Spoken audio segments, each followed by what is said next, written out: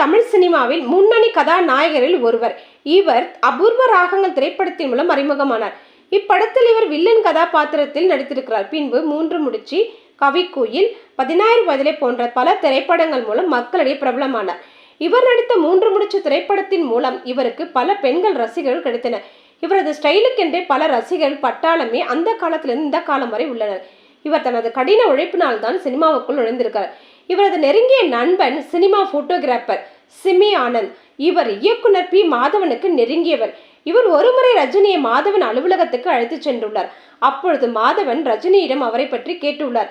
அப்பொழுது ரஜினி தான் பாலச்சந்திரன் இயக்கத்தில் படங்கள் நடித்துள்ளதாகவும் 3 முடிச்சு என்னும் படத்தில் நடித்துள்ளதாகவும் தெரிவித்துள்ளார்.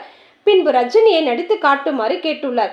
ரஜினி தன்னுடைய ஸ்டைலையும் நடிப்பையும் அவர் முன் நடித்து காட்டியுள்ளார். பின் ரஜினியை அங்கிருந்து அனுப்பி வைத்துள்ளார் இயக்குனர் பி. மாதவன்.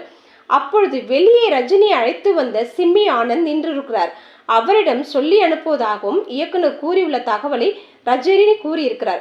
பின்பு ரஜினி அங்கிருந்து சென்று விட்டார். அதன் பின் இயக்குனர் சிம்மி ஆனந்தை அறைக்குள் அழைத்துள்ளார்.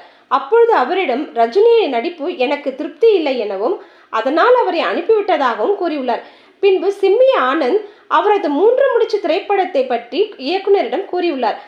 அதை கேட்ட இயக்குனர் மறுவாரமே அவரை வர சொல்லி ஆனந்திடம் கூறியுள்ளார். பின்பு மறுவாரம் ரஜினி வந்துள்ளார். அவரிடம் இயக்குனர் அவர் எடுக்க போகும் திரைப்படத்தை 3 கதாநாயகர்கள் எனவும் விஜயகுமார் தான் முதன்மை கதாநாயகன் எனவும் கூறியுள்ளார்.